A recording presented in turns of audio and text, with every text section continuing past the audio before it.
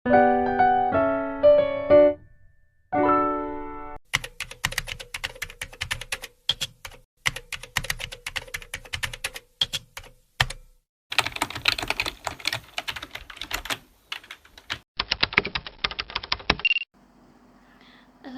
warahmatullahi wabarakatuh. Perkenalkan, aku Dian Fitra Sari Khairita dengan NIM 2211020038.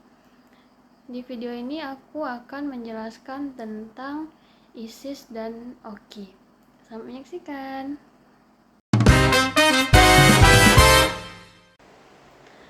Tahun 2014, dunia terbangun dengan sebuah berita yang sangat mengejutkan.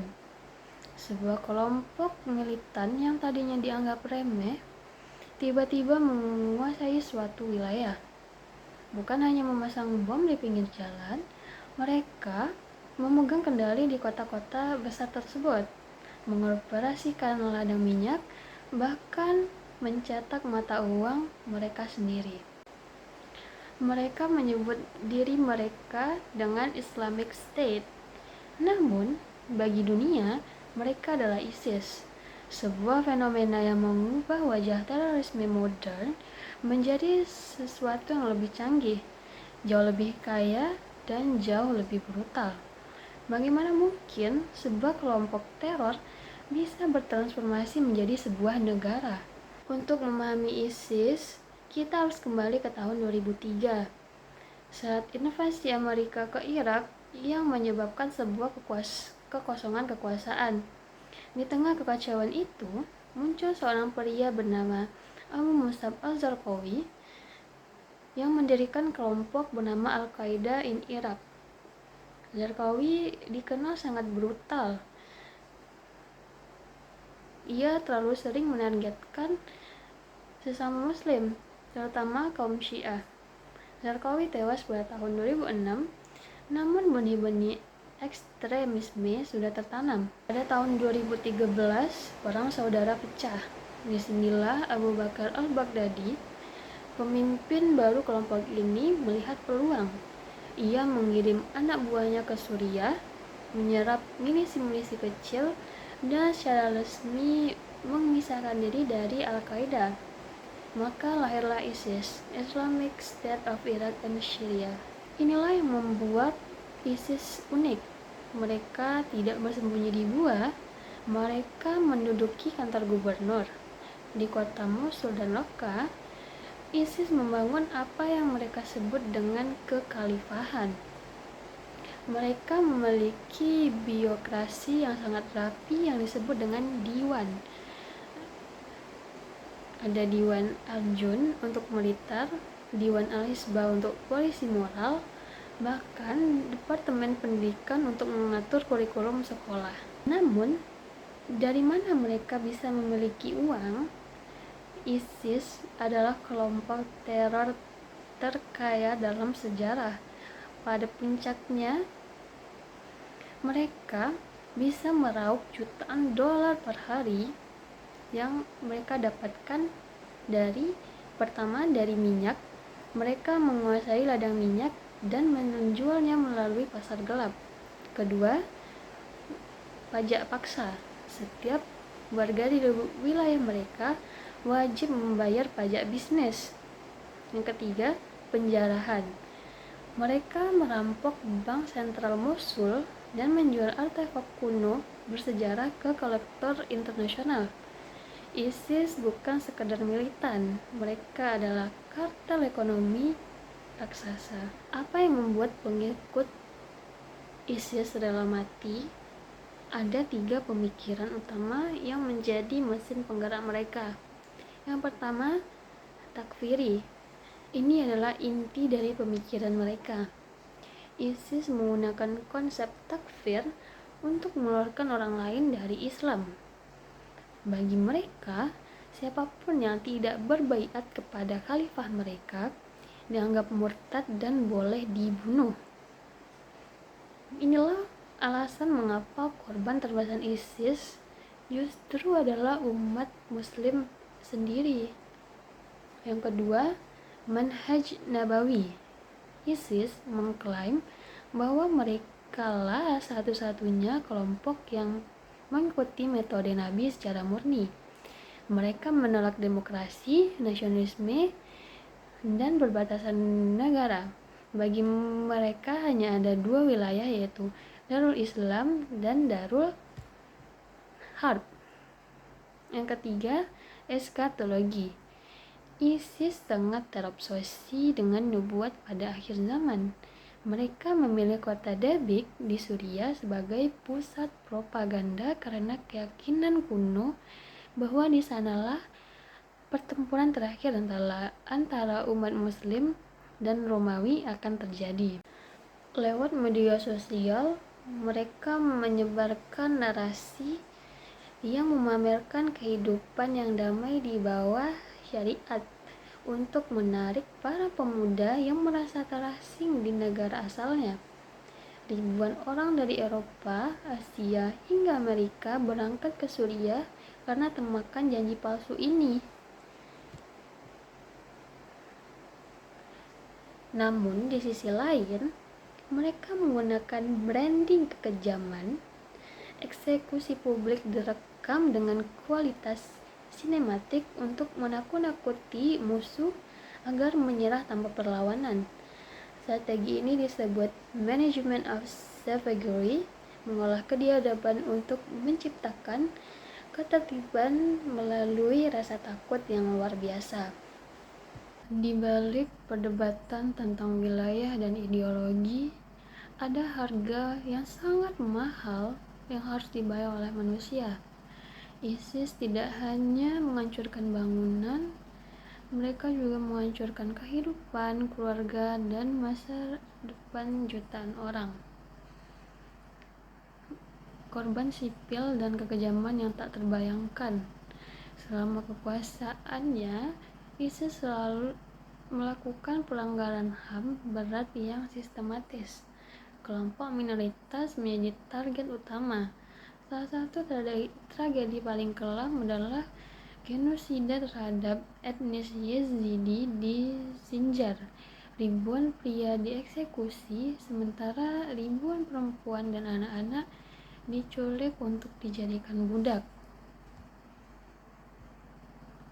Bangkitnya ISIS memicu salah satu gelombang pengungsian terbesar sejak Perang Dunia Kedua. Lebih dari 6 juta orang di Irak dan di Suriah terpaksa meninggalkan rumah mereka. Bayangkan, mereka harus berlari di tengah malam hanya dengan pakaian di badan demi menghindari eksekusi. Mereka melintasi gurun, menyeberangi laut dengan perahu karet yang rapuh, hingga terjebak di kamp-kamp pengungsian seperti di Al-Hol. Pada akhirnya, ISIS adalah pengingat pahit tentang apa yang terjadi ketika kebencian diberikan struktur dan teknologi. Kita belajar bahwa sebuah bendera bisa diturunkan, tapi sebuah pemikiran harus tetap dilawan dengan pemahaman yang lebih dalam. Menghadapi masa depan, senjata terbaik kita bukanlah kebencian yang sama, melainkan ketahanan komunitas, empati antar sesama, dan literasi informasi yang kuat. Karena selama kita tetap teredukasi, ideologi yang memecah belah tidak akan pernah menemukan tempat untuk berakar. Jadi itulah penjelasan tentang ISIS. Baiklah, kita akan membahas tentang Organization of Islamic Cooperation atau OIC. Sebagai organisasi antar pemerintah terbesar kedua di dunia setelah PBB, OIC memegang mandat berat menjadi benteng diplomasi bagi 57 anggota negara. Kita harus mundur ke tahun 1969, sebuah tahun yang penuh gejolak bagi umat Islam. Pada tanggal 21 Agustus, dunia dikejutkan oleh api yang melahap sebagian bangunan Masjid Al-Aqsa di Yerusalem, salah satu tempat suci dalam agama Islam.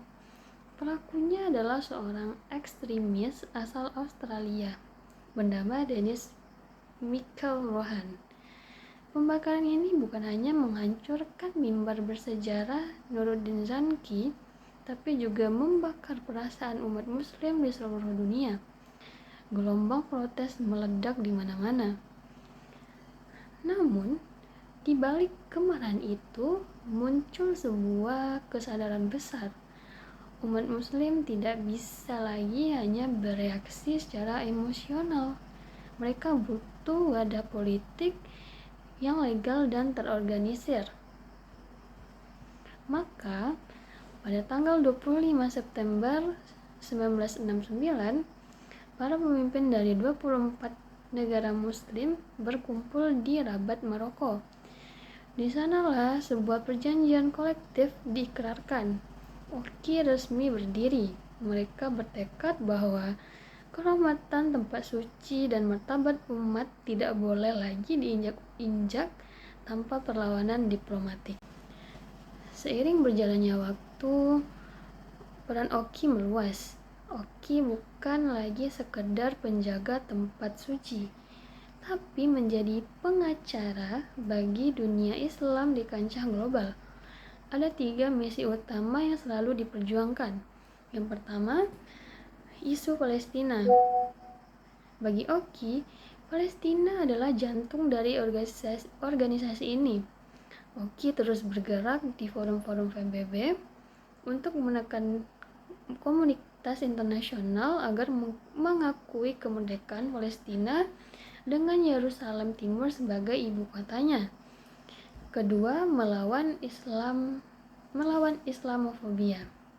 Di tengah meningkatnya kebencian terhadap Islam di berbagai belahan dunia, Oki adalah pihak yang paling vokal bersuara. Mereka melobi PBB hingga akhirnya pada 15 Maret ditetapkan sebagai Hari Nasional Melawan Islamofobia. Oki berusaha meluruskan bahwa Islam adalah agama yang damai, yang seringkali menjadi korban generalisasi negatif. Yang ketiga, pembangunan dan ekonomi. Melalui lembaga seperti Islamic Development Bank atau IDB, Oki membantu pendanaan proyek infrastruktur, pendidikan, dan kesehatan di negara-negara anggota yang masih berkembang. Mereka membangun jaringan ekonomi agar negara muslim bisa lebih mandiri. Namun, jalannya tidak selalu mulus. Sebagai organisasi yang berisi 57 anggota negara, Oki seringkali dikritik karena dianggap lambat dalam mengambil tindakan nyata saat terjadinya konflik antar sesama negara muslim seperti yang terjadi di Yaman atau Suriah. Perbedaan kepentingan nasional masing-masing negara seringkali menghambat pengambilan keputusan secara tepat. Pada akhirnya, Oki adalah simbol bahwa kolaborasi selalu lebih baik daripada isolasi. Di tengah dunia yang semakin terbelah, keberadaan wadah seperti Oki menjadi sangat krusial sebagai jembatan dialog. Mungkin Oki belum bisa menyelesaikan semua masalah dalam semalam. Namun, selama 57 negara itu masih bersama, harapan untuk solidaritas dan keadilan bagi dunia Islam akan selalu ada. Sekian penjelasan tentang Oki. Terima kasih.